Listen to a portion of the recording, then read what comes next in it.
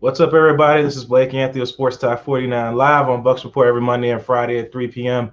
You can catch all my work right here at Bucks Report for the 68,000 following on Facebook and all the other social media outlets. Of course, the show is always powered by 320 Solar. Go to 320solar.com and put the power back into your pocket by going solar. Today, as you know, I always got stuff going on. I got a special guest here, Mr. Stacey Dillard, former Oklahoma Sooner and former New York Giant, retired defensive lineman. He's going to talk to us today about what he's got going on in his life, COVID and everything and all this stuff and how he's dealing with his life, and then talk about the Giants and then talk Giants his time and then Giants today and get his opinion on what's going on with the team and stuff like that. And then also make sure to get him to plug in all his stuff that he's got going on so you can find out what Stacey's doing every day in his everyday life. If you guys want to check him out, he's very active on Twitter and social media and things like that. So if you guys don't know, there's Mr. Stacey Dillard right there, number 71 for the New York Giants. And let's bring him on now. How you doing today, Stacey? How are you? I'm good, man. How you doing today? Doing great, man. It's an all right day. It's a hot day out here in Florida. I can't complain. I'm thinking about going out here, going fishing, like right after this, go get me some bait. Just sit out there with a couple of drinks and just rocking my little camping chair and get some fishing in. So I love fishing. Well, there's no fishing. There's not fishing weather here in Texas. Well, I'm definitely sorry to hear that. I'm sorry to hear that, sir. I do not envy you. But it is Texas. It is Texas, and the weather changes daily or hourly. So it could warm up before the end of the day, knowing Texas weather. That sounds about right. I think I've only been to Texas one time, Stacey, and that was when I went out to watch the Bucks play Houston. It was in Houston. Bucks lost that game, and I think at the time it was called the Allegiant Center before they changed it. I went out there, but yeah, I see what you mean by the weather change. A lot of Texas, Houstonians or whatever you want to call them, Houston folks there, told me it's like it'll be really hot, and then out at nighttime it gets really cold and stuff like that. Like the weather changes crazily like that. So Stacey, oh yeah, so it's nothing for us. Okay. Go ahead. Sorry. Oh, good. You're just chopping up a little bit there. I said it's nothing for us to go in and have freezing weather today and be 80 degrees tomorrow. So it changes rapidly here, and they'll throw in a couple tornadoes just to keep you on your toes. Keep you on your toes just in case. So Stacey, that's how you want to talk about your time, getting picked up by the Giants out of Oklahoma in 1992. What was that like, man? What was your experience like coming like that and getting to play, I think Phil Simms was still there. It was just after the Super Bowl because I believe the Giants won the Super Bowl in 1991. Darn, you just missed that by a year. Yeah, I know. What was that like, your experience coming on that? Well, it was an awesome experience. I grew up obviously in Texas being a Cowboy fan, and seeing the Cowboys play the Giants was a huge rivalry. And, you pretty much knew all the Giant players just because they played the Cowboys twice a year. And, having the opportunity to get drafted by the Giants and then actually be there with people like Lawrence Taylor and Pepper Johnson and Reason and Phil Simms and Leonard Marshall was just like a amazing experience, But I grew up in a little small town here in Texas and didn't really travel very much. My biggest travel experiences was when I went to Oklahoma and was actually traveling then. So when I got a phone call from Ray Hanley trying to figure out where the heck New York was, it was me and my wife who was like, "Oh my God, we're the countryest people in Oklahoma, and now we're going to New York City." So we were really excited about going up there and being in that atmosphere.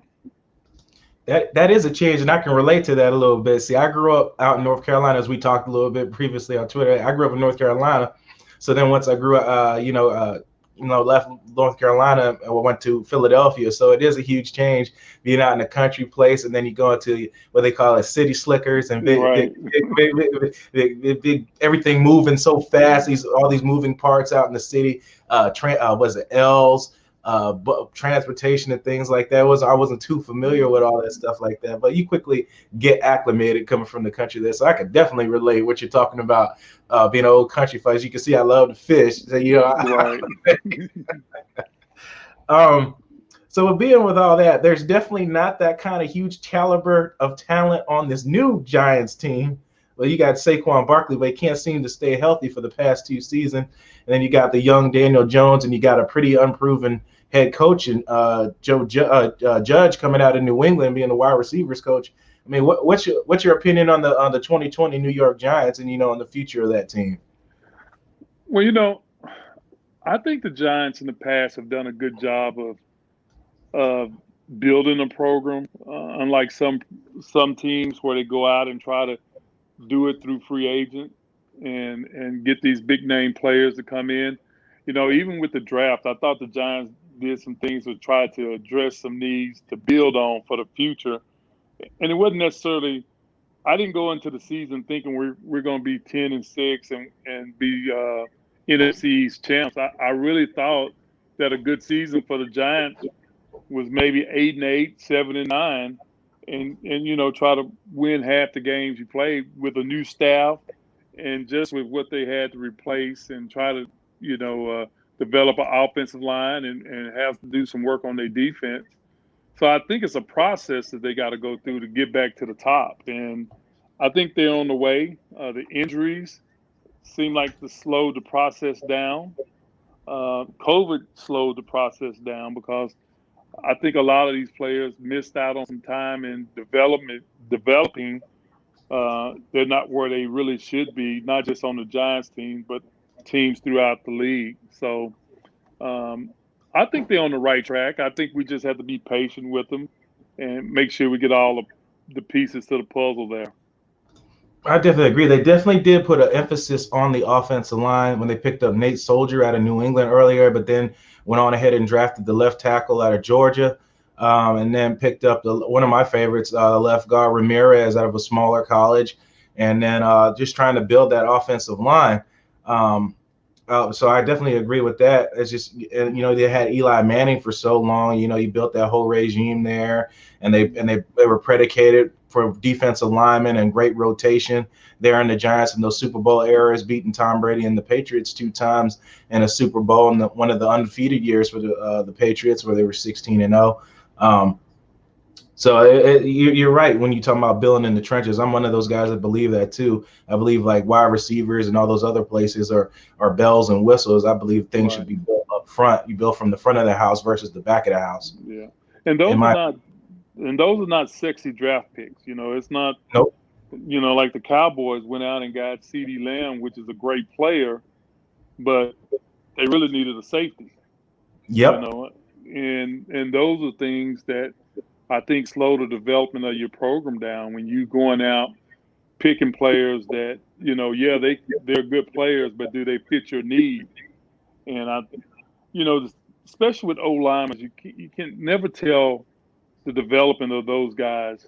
Some of those guys need a couple more years to pick up the pace of NFL and really get accustomed to the offensive scheme. So it's not going to be something that you're going to see the benefits the first year. It's going to take another offseason, another camps and stuff for those guys to gel and become a great unit. I agree. Do you think the missing the 400 snaps of preseason play a key in a part of that? You think so? Oh, definitely. I think it has a lot to do with the development and just kind of those guys are figuring it out in live action now, like real games.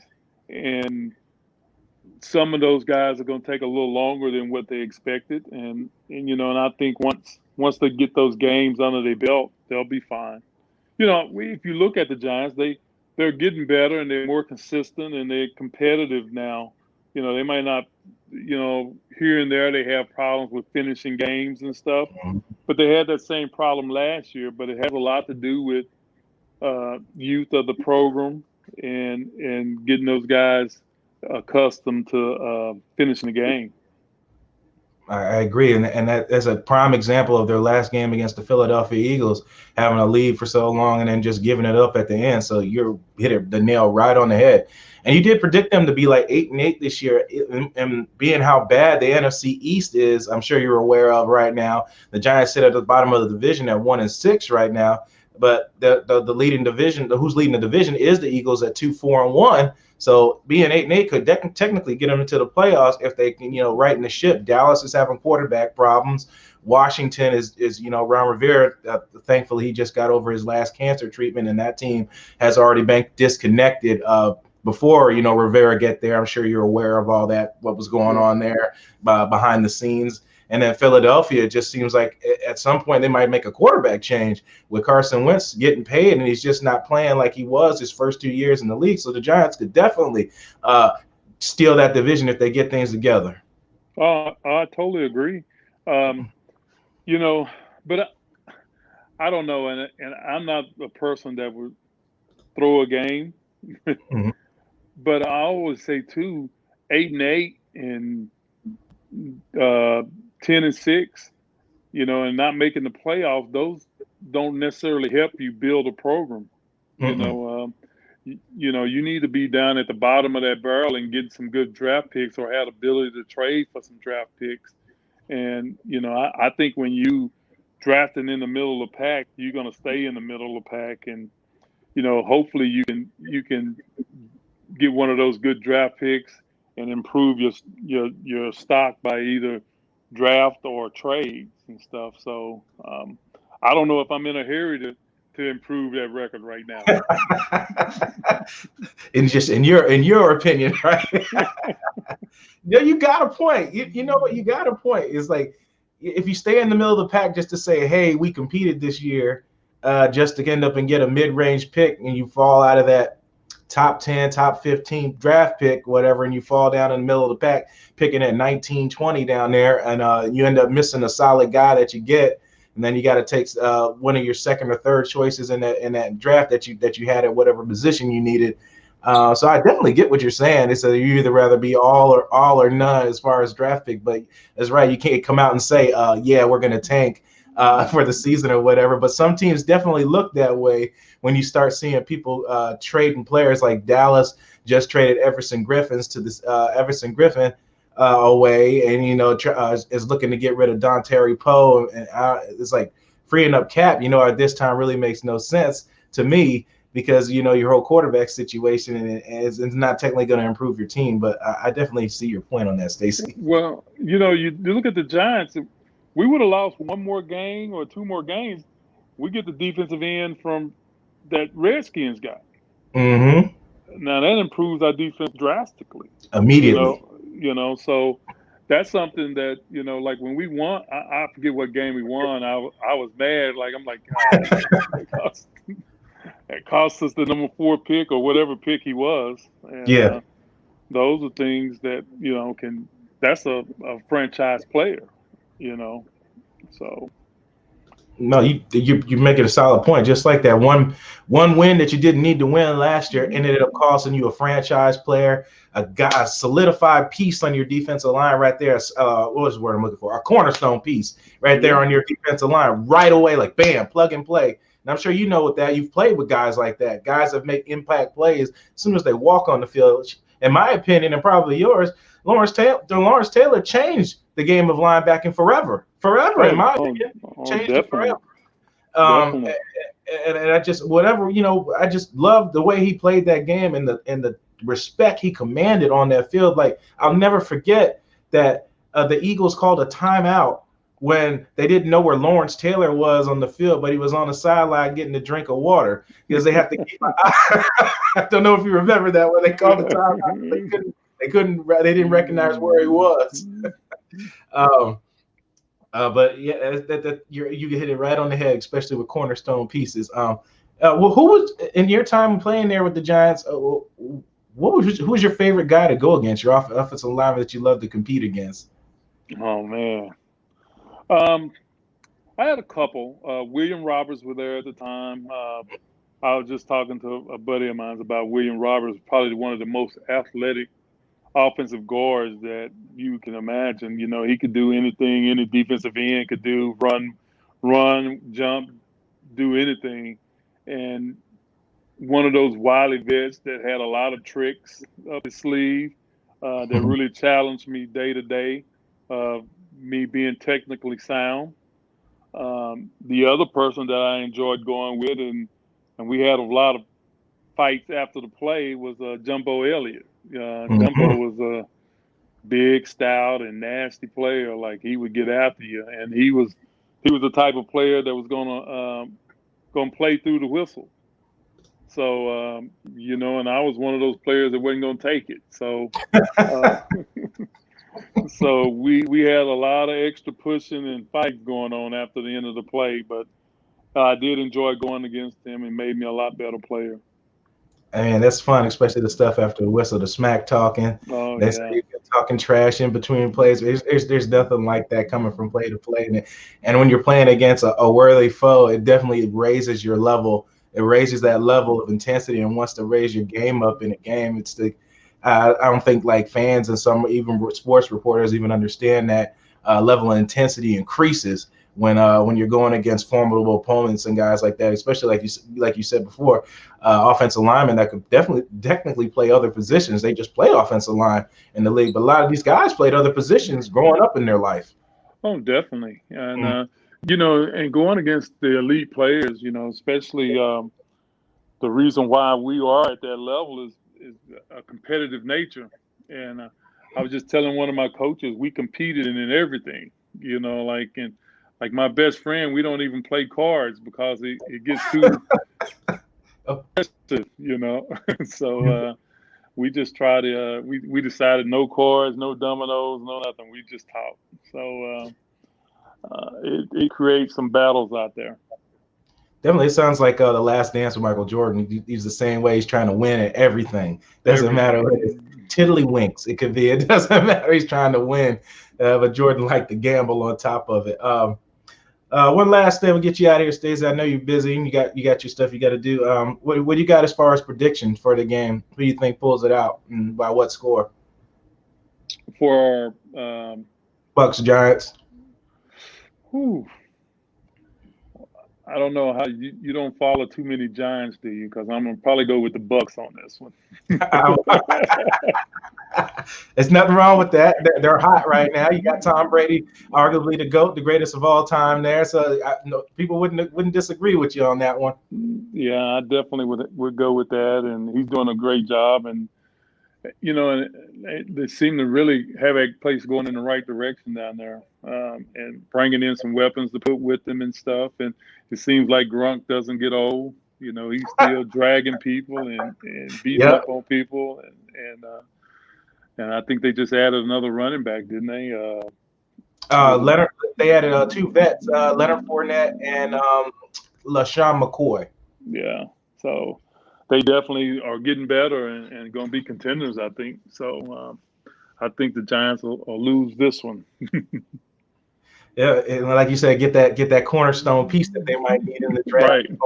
or fight for the division because it's technically up for grabs right now. So unfortunately, somebody's got to win that division, and the winner goes to the playoffs. The way the new playoff format is set up and everything. Well, actually, I think it's more competition for the first pick than it is for first place.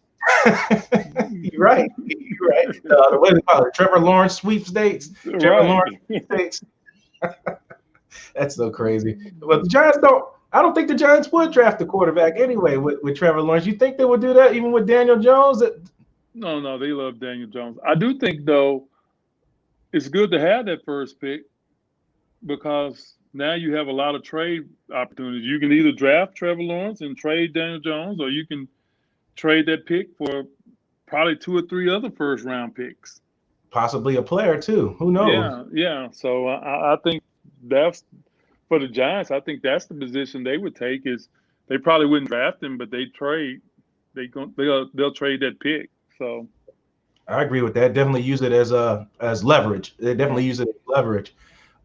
Stacey, I'll get you out of here. If you want to plug yourself in, let everybody know what you got going on out there, where they can find what you're doing and everything.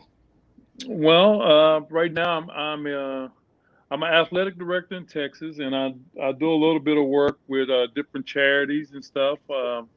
I do like a celebrity tours with Executive Global Tours. I work with like former players that have not just players, but anybody that have a charity event that they're trying to raise money for. We'll build them trips and different excursions and tours overseas and stuff. And 70% of the proceeds we raise from that trip will go to whatever charity you're trying to raise money for.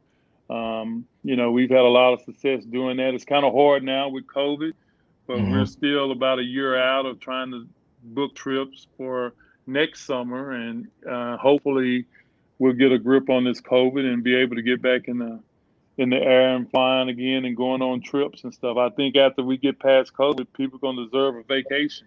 So Oh yeah, definitely. that's kind of what I have going on. You can follow us, reach out to us at Executive Global Tours, or I'm on Twitter at I believe it's what is it? That's Stacey Dillard 71 at Stacey Dillard 71 on Twitter. Yep, Stacey Dillard 71, correct. All right. So you're interested in trying to book some trips? Give me a shout. Yep, he'll definitely respond to you. You just you hit him up on there. Stacey's always on there shooting tweets, and if you want to him in the messenger, he'll definitely answer you. Hence why we're here today. He's a great guy, and like you said, he's out there doing charity. And I like that, Stacey, that you put that out there. I like bringing guys on here that are out and actively in community, retired or current players. I was just talking to an agent, and they do the same thing out in the community because I try to do the same thing. I got giveaways now for breast cancer awareness, trying to bring awareness to the voting that's coming up now too. Right. Don't know where you stand with that, but it's just just try to bring awareness, just try to bring awareness to things and try to be active in the community and try to make tomorrow better than it was today, So I appreciate you coming on, Stacey. Love to have you again. Some other time, you're always welcome to come back and talk sports, whatever you want to talk about, man. And I just appreciate your time. All right, no problem, man. Hit me up if you need me. Yep, no problem. Thanks, Stacey. Okay. Stacey Dillard, everybody. Check him out on all the links and everything he's got going on, and he'll definitely reach out to you. That's all I got for you guys. Appreciate you guys watching, and thank you.